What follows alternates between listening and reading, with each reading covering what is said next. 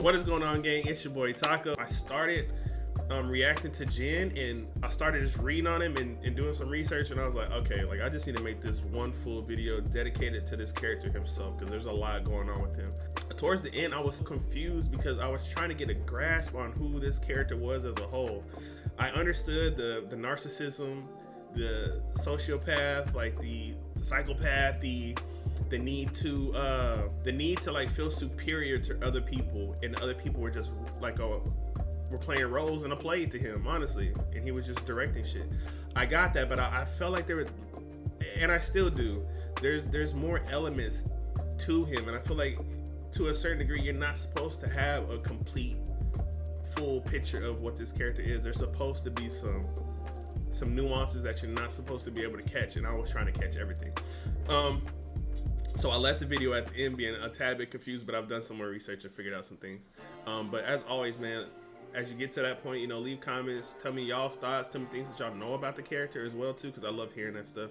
I love being engaged with you guys. It's been, what, 3 weeks since I've got to put something out for y'all, so it's been rough. With that being said, I hope you guys have been well, and let's get to this video, man. So at the beginning of the video, right after the intro, I got the bright idea of, you know, just show y'all what I do before I actually go into the character and look out. So maybe we'll end up breaking this down, and so where we're actually doing one character at a time, but I can take more of my time with it and get more immersion into the character and show y'all a little more of my actual process of how I get to the information of what's going on with him. The Virtuoso JHIN, right? I just read this, so I won't read that for now. It goes over some of his abilities. We got Whisper. I don't know what that is. Sand Command. This is, I really don't look at this stuff much, right? Because I don't play the game. I do come over here and I look at the skins really quick. Man, I wish they would let me decide when I'm ready to go to it. This skin is so sick. Just the OG one. I like the little arm and shit that he's got, and the gun. Like a little outlaw. That's dope. Blood Moon. Woo! Bro, he's almost like Shredder. That's fire right there. He's got like the energy coming out of his eye too. Skip T1 JHIN. Which one is him? I don't even know which one he is in this, but this is, oh, he must be to do with that, of course, with the mask on. This is fly as hell too. Project. Whoa! He almost looks like Jason Todd. This is fire. He looks like Red Hood. Dark Cosmic JHIN. Yo, get the oh, and he's like coming out this like magical pool. This is clean too, bro. Shanghai scrolling JHIN, bro. Yeah. This is fire too. Now this is how I found Baker Pantheon. I was like, yo, what the DWG JHIN or Dog JHIN.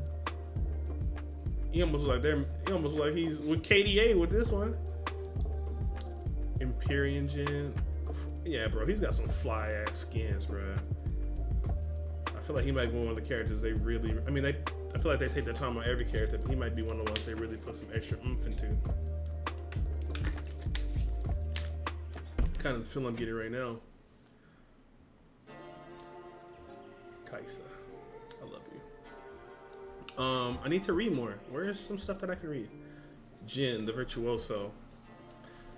One can travel to nearly any village across Ionia and hear the tale of the capture of the Golden Demon. Depicted in a variety of plays and epic poems, the cruel spirit's banishment is still celebrated to this day. But at the heart of every myth, there lies a kernel of truth, and the truth of the Golden Demon is one far different than the fiction.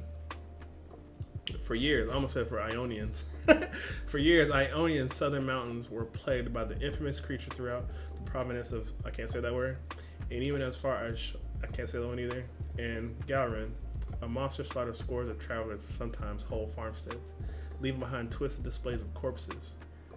Armed militias searched the forest, towns hired demon hunters, Wuju masters patrolled the roads, but nothing slowed the beast's grisly work. In desperation, the Council of Zion, bro, that looks like Zion. Zion sent an envoy to beg Great Master Kushu of the Kinko Order for help. Charged with maintaining the balance between the spirit and material realms, Kushu was adept in the banishment of demons, leaving in secret lest the cunning creature be alerted to their intent. Kushu, his teenage son Shin, and young apprentice Zed traveled to the province. They tended to countless families shattered by the killings, dissected the horrific crime scenes, and looked for connections between the murders. Soon, Kushu realized they were far from the first to hunt this killer, and his conviction grew that this was the work of something beyond the demonic. Sorry, y'all, I just be stuttering through shit. For the next 4 years, the Golden Demon remained beyond their reach, so this was on the run from it for 4 years. And the long investigation left the three men changed. The famous red mane of Kushu turned white. Oh, okay. So it's taking a toll on them just trying to find this guy. Whoever's writing this is really, they're taking their time with the story, and they're also pulling from a lot of just like historical facts. Like whenever I'm sorry, I'm deviating from reading this, but whenever you read or you watch documentaries on people who are like chasing down serial trying to find them, like it takes such a toll on them. It starts to age them. It weighs heavy on their family. So just them adding that little tidbit is like that's fire. For the next 4 years, the Golden Demon remained beyond their reach, and the long investigator left the three men changed. The famous red mane of Kushu turned white. Shin, known of his wit and humor, became somber, and Zed, the brightest of the stars of Kushu's temple, began to struggle with his studies. It was almost as though the demon knew they were seeking it, and delighted in the torment sown by their failure. Upon finally finding a pattern to the killings, the great master is quoted as saying, "Good and evil are not truths. They are born from men, and each sees the shades differently." Ooh. Now that's fire. Kushu sought to hand off the investigation, believing now that they sought not a demon, but a wicked human, or a Vastaya, taking them beyond the Kinko's mandate. Shin and Zed, unwilling to turn back after all they had sacrificed to bring the killer within reach, convinced him to continue the hunt. So they want to turn that he's starting to falter, but they're like, no, we got to see this through. On the eve of the Spirit Blossom Festival in Jom Pass, Kushu disguised himself as a renowned calligrapher to blend in with other great artists. Then he waited. Shin and Zed laid a careful prepared trap, and at long last they found themselves face to face with their hated quarry. Kushu was proven right. The famed Golden Demon was a mere stagehand in Zong's traveling theaters and opera houses, working under the name of Kada Jin. After they caught Jin, young Zed made to kill the cowering man. Also, he was like acting like a little punk, but Kushu held him back. He reminded his students that they had already broke their remit, and that killing Jin would only worsen matters. Kushu worried that knowledge of Jin's humanity would undermine the harmony and trust that defined Ionian culture, or could even encourage others to commit similar crimes. Despite Jin's actions, the legendary master decided the killer should be taken alive and locked away within the monastery prison at Tula. Mistake! Shin disagreed, but submitted to the emotionless logic of his father's judgment. Zed, disturbed and haunted by the horrors he had witnessed, was unable to understand or accept this mercy, and it is said a resentment began to bloom in his heart. Okay. Imprisoned in Tula, Jin kept his secrets, revealing little of himself as many years went by. The monks guarding him noted he was a bright student who excelled in many subjects, including smithing, poetry, and dance. Regardless, they could find nothing to cure him of his morbid fascinations. Fascinations. Meanwhile, outside the monastery walls, Ionia fell into turmoil and the Noxians' empire invaded. A war awoke the tranquil nation's appetite for bloodshed. Jin was freed from Tula sometime after the War of Noxus, possibly put to use by one of the many radical elements vying for power in the First Lands near the conflict's end. He now has access to the Kashuri armories, new weapons, though he came to possess such implements of destruction, and what connections he has to Kashuri is still a mystery. Whoever his shadowy patrons might be, they have endowed Jin with nearly unlimited funds and seem unconcerned by the growing scale of his performances. Recently, he attacked members of Zed's why is this word throwing me off so much? Yanlei Order. Mass murders and assassinations bearing his signature flair have occurred not only across Ionia's many regions, but also in distant Piltover and Zon. Yeah. So maybe, possibly, we get him for season 2.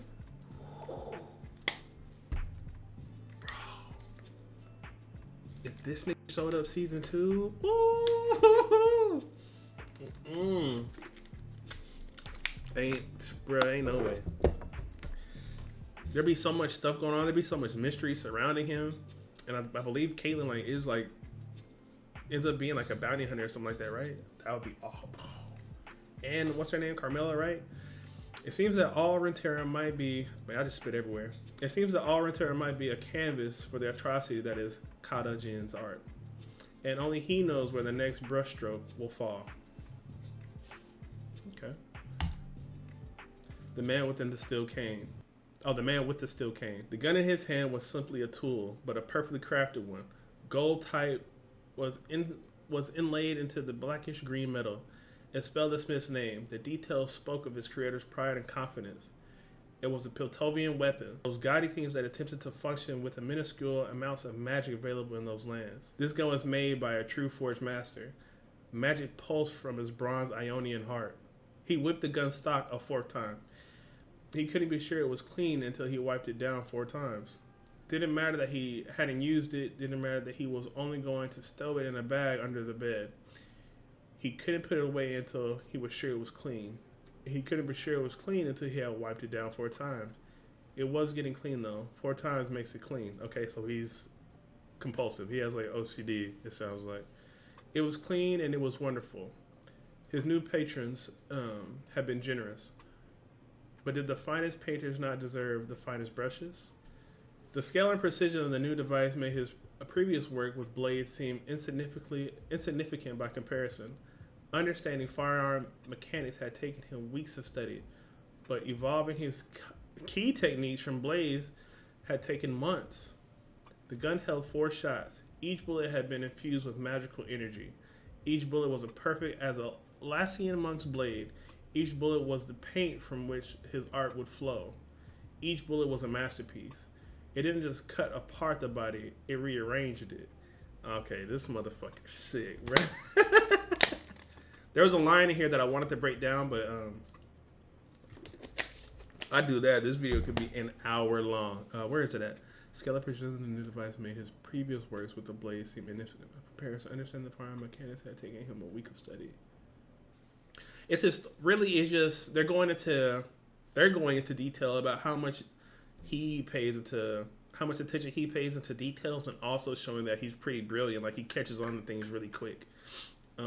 What is it, a psychopath or sociopath, where there's no connection of what he's doing or drawing. Right here he says it didn't just cut apart the body, it rearranged it. But to him, that's art. Like, there's just a disconnect of any type of like empathy or sympathy, or just seeing it as like wrong. The rehearsal at the Milltown had already shown the gun's potential, and his new employers had been pleased with his work's reception. Oh, that's fucked up. I read that, but it didn't hit me until after. He had finished polishing it, but with the gun in his right hand, the temptation was too great. He knew he shouldn't, but he unpacked the black, eel-skin bodysuit. He drew the fingerprints of his left across the slick surface of the clothes. The feel of the skin's oily surface quickened his breath. He picked up the tight leather mask, then, unable to help himself, slid it over his face. It covered his right eye and mouth. It constricted his breathing and removed his depth perception. He was putting on the shoulder armor when the bells he hid on the steps leading up to his room sounded. He quickly folded up the weapon and removed the mask. Hello? The maid asked through the door. I want to say till, but it says lilt. The lilt in her voice hinted to an upbringing far south of this town. You did what I asked? He said. Yes, sir. A white lantern every 4 yards. A red lantern every 16 yards. This dude is very meticulous. Then I can begin, Kata Jin said as he swung open the door to his room. The woman's eyes widened as he exited his room. Jin was well aware of how he looked. Normally, it elected pangs of self-conscious loathing, but today was a performance day. Today, Kata Jin cut a slender, elegant figure as he walked out with a cane. He was hunched, and his cloak seemed to cover some huge deformity on his shoulder. But a jaunty stride belied this. Dude, I'm starting to get worse. He forcefully tapped the cane ahead of him as he marched towards the window. He tapped the frame rhythmically. 3 beats, then a 4th. His gold sparkled. His cream-cloaked flow. Let's pause. His cream-cloaked flowed. Nani? I'll cut that out the video. It's just a weird word to see cream. I'm sorry. It just makes me laugh. Cream, cloak, flow. Cream and flow should not be that close to each other in a sentence. I'm sorry. Y'all can boo me. Boo me. It's okay. I apologize. My mind is dirty. And his jewels glittered in the sun. Pause twice. I'm sorry. I'm sorry. I'm sorry. You could dislike the video. JHIN paused for a moment to study the woman's, oh my God, cherubic face. I don't even know what that word means. Having a childlike innocence. Okay. JHIN paused at a moment to study the woman's cherubic face. It was round and perfectly symmetrical, a dull and predictable design. Removed, it would make a terrible mask.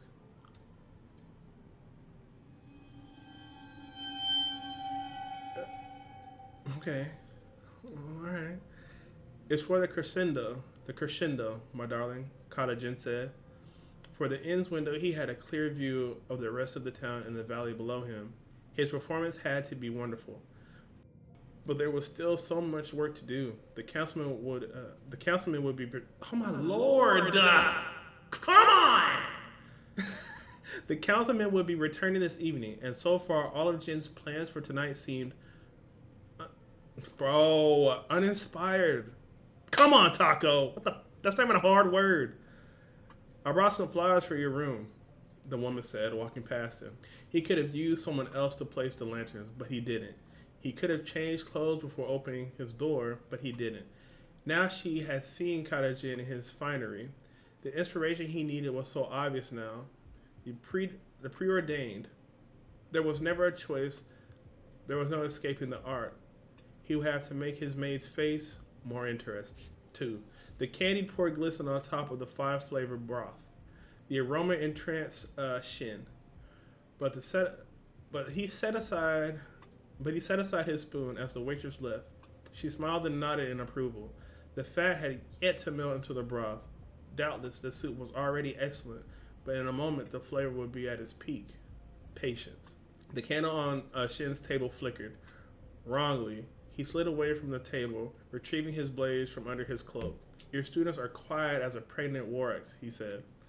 Alone and dressed like a merchant, Zed entered the inn. Brushing past the waitress, he sat down 3 tables away. Every part of JHIN wanted to dash at his foe, to avenge his father. But such was not the way of the twilight. He calmed himself as he realized the distance was too far, even if only by the length of the index finger. See, they're kind of playing on it. She looked over at Zed, expecting to see him grin. Instead, his rival sighed. His skin was sallow, and dark folds hung beneath his eyes. Years I have waited, said JHIN. Have I misjudged the distance?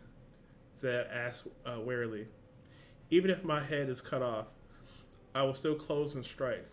JHIN continued, sliding his foot backward and cocking it against the floor.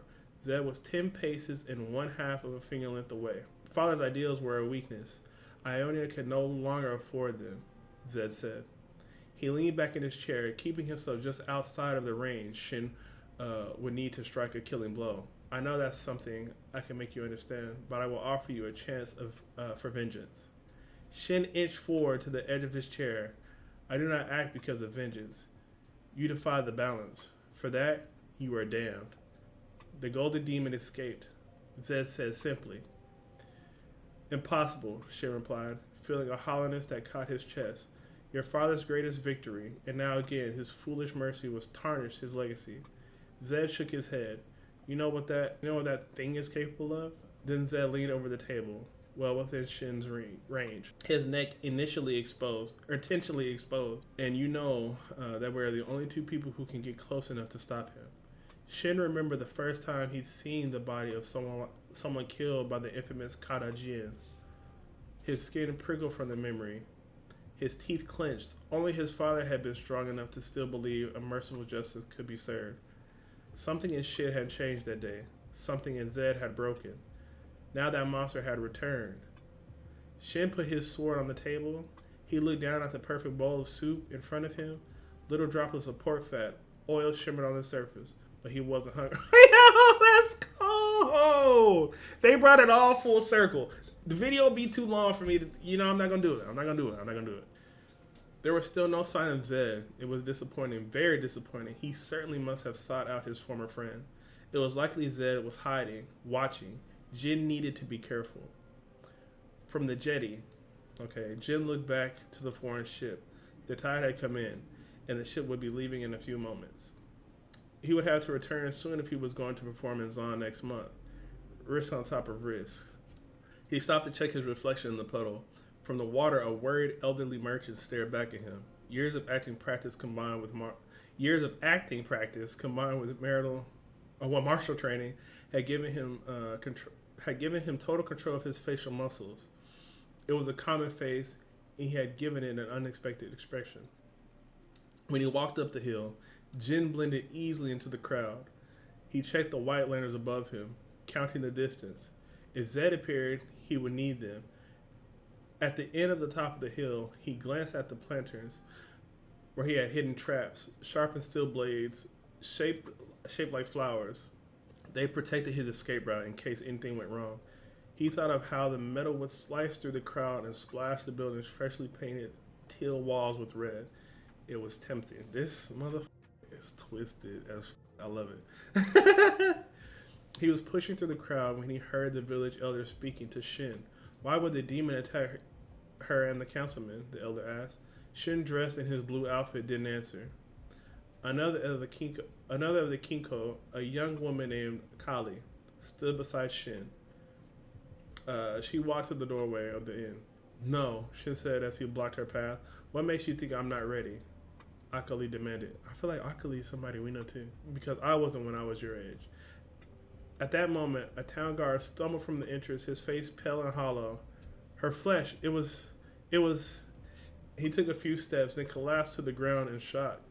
Against the far wall, the tavern's owner laughed. Then he began weeping, his face painted by madness. He saw it.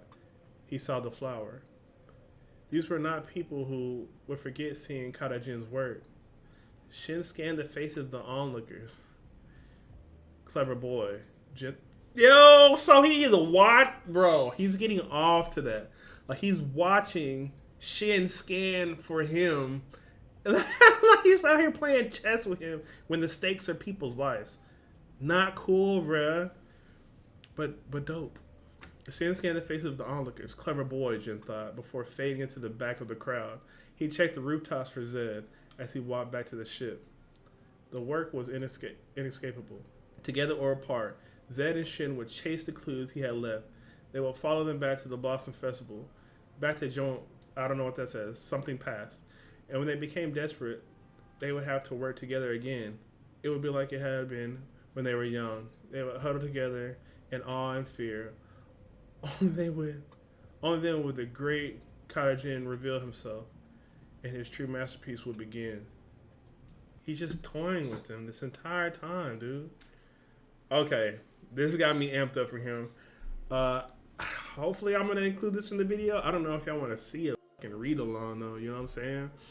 But to sum this up as best as I could, this gives us obviously it gives us a look into his character, but what makes him tick and what sort of his motivations and how long he's willing to play these type of games with people and what it even means to him. Like, this is, I don't want to say it's a bigger picture, but in his mind, it's a bigger picture of, putting the chess pieces in the order that he wants them to be, so that he just wants to move things around on the chessboard, right? That's art to him. Manipulating these situations, watching people's reactions to things that he's done and set up for them, and then even as he's doing that, he has a whole nother plan going on too. So he's a dope character. There's a lot of stuff that I missed and I didn't cover. I could be wrong. Y'all can, of course, y'all hop in the comment sections and let me know exactly what it is. So I'll leave it at that. I'm not the smartest motherfucker in the world, so I'm not gonna pretend to be. Let's get to his theme. Let's get to his cinematic, his theme, and his voice lines. I didn't I knew it. I knew it. I knew it. I knew I didn't hit record. I knew I didn't hit record. Yo, we got a few seconds into this, and then I realized I didn't hit record. So all I saw so far, I got a few seconds into this and realized I didn't hit record. The only thing that I saw was the flowers that they've been talking about so far. And the music is amazing. I cannot believe I just did that. Dude. Okay, I just saw this.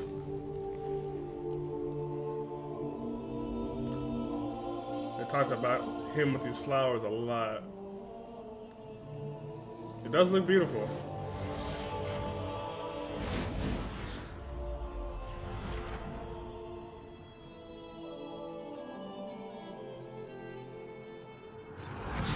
They are making it seem like him taking life is beautiful. Come on, man. This just flies fine. That's 2. Or is that 3? He only has 4 bullets, right?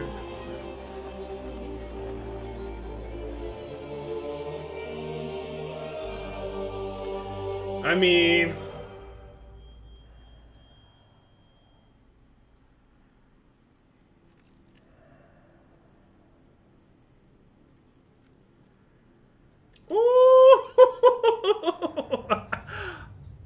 Silence.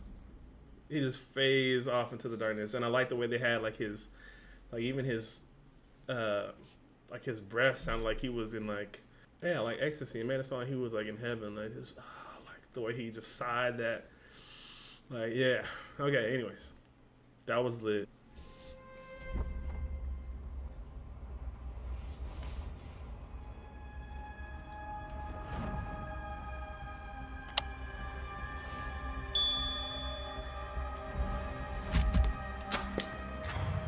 Let's put that down. Okay.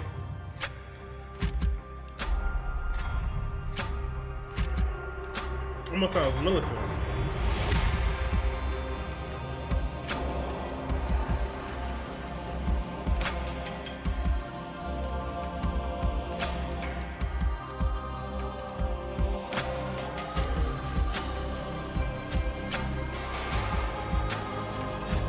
The light angelic sound also with like that heavy, almost sounds like he's loading the gun up at the same time. It's beautiful together.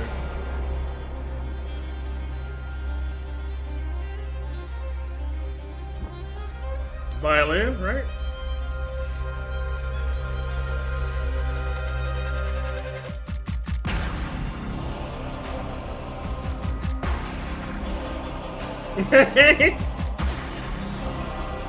Let's go.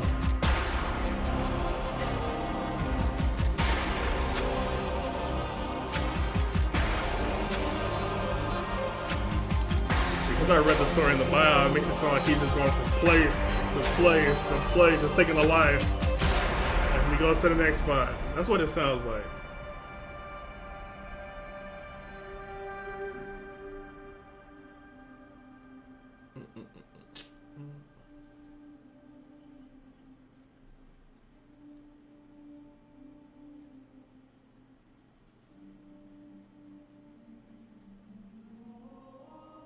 This part where it's real slow and chill reminds me of like how patient he is with his kills and how long he'll take to do certain things to move everybody around like a chessboard.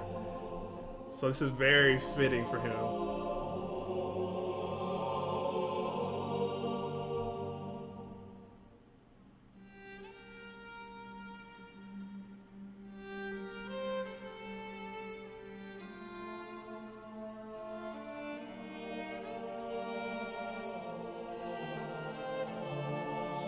Beautiful.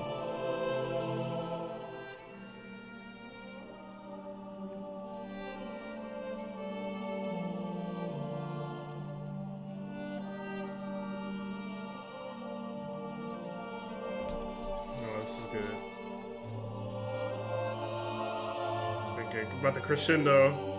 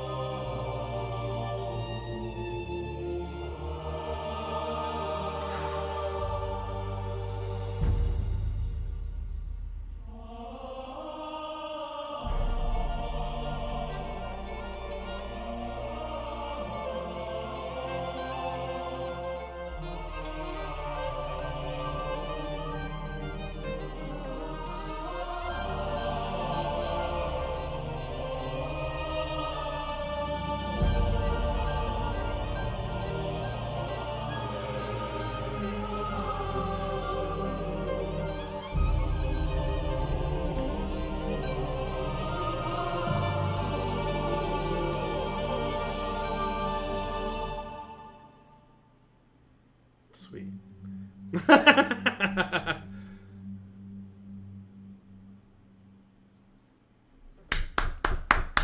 don't even know why I'm clapping, but that was fucking amazing.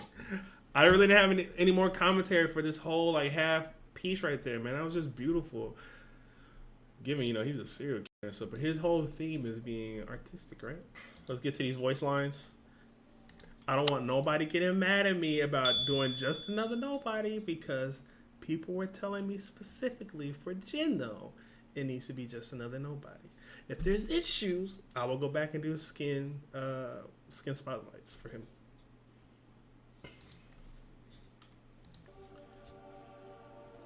The world is cruel. It doesn't have to be ugly. Art is worth the pain.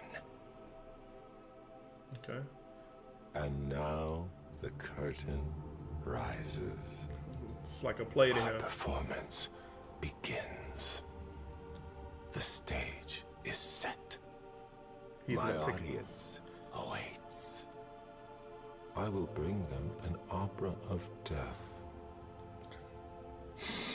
Breathe in the atmosphere. You will be poetry. You will be beautiful. Through my work, you shall transcend. I will make you famous. Sorry, I already have to stop it. They've already implemented so much of his character just into these opening few bars that he already rattled off. Just to go back a little bit, even that deep breath that he was taking in. Why am I talking so fast? I just feel like I got so much to say right now. Just even that deep breath that when he took that breath in, right? His cinematic also had that moment too, where he's like, he's embellishing in it, like this is what he lives for. He has the wordplay where he's using the curtain rises, you know, this is gonna make me, I'm gonna make you famous and stuff like this, or you'll be famous because of this, making you transcend stuff. There was a lot I was gonna say with that, but I lost a lot of it because I got too excited. Let's just get back to. Actually, let me run it back. A few moments later. This Crazy. is your curtain call.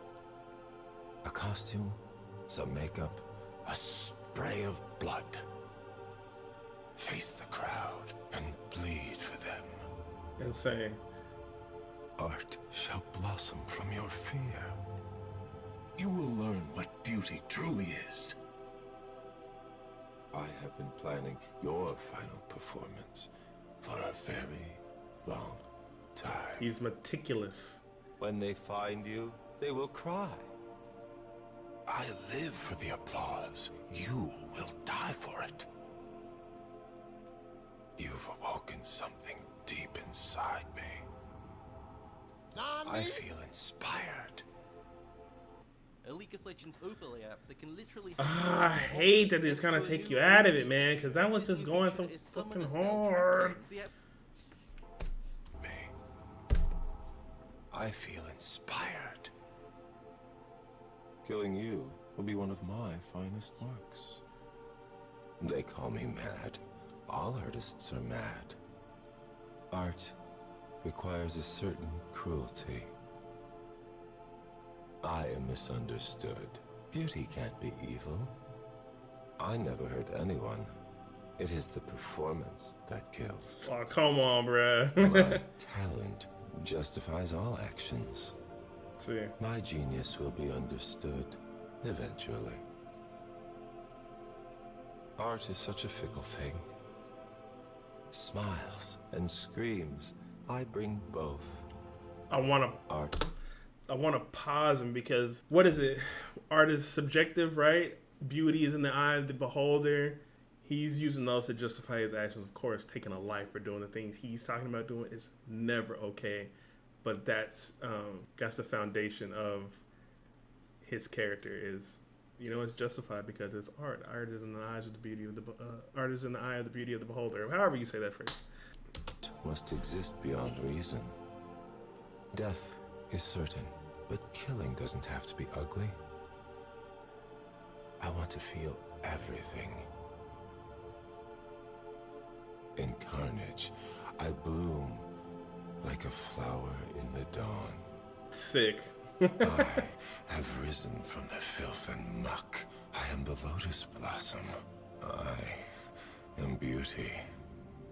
No poet's words could match my craft. This is my love. I am at my best only during the performance. He lives for that I moment. cannot be good. I must be perfection. Every element must be in place. That speaks to the you know, even in his story where they were talking about he had to have the 4 white candles and I think it was like 16 red candles and they had to be spaced perfectly. He really does take people very, very seriously, very meticulous about his craft, his art. I am a slave to this passion. This art is a compulsion. I cannot resist it. There is nothing for me but this. I swear each performance is the last, but I lie every time. I can't live without the euphoria of performance. Bro, I'm gonna pause this thing so many times. When they talk about the Dahmers, the Bundys, of course there's a bunch of differences between them. I'm not gonna act like I'm somebody who just knows everything about serial killers or anything like that. But a few of them, a select few, in their documentaries, they always talk about this impulse or this behavior that they just even if they wanted to, it's like they could go years without doing something, and it's just like it was always there, it was always looming. It always brought them back in. So is it fucked up to say that's a nice touch that they put that in there?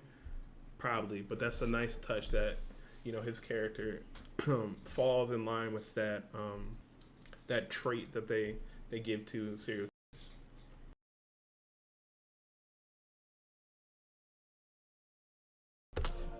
That delightful moment before the curtain goes up.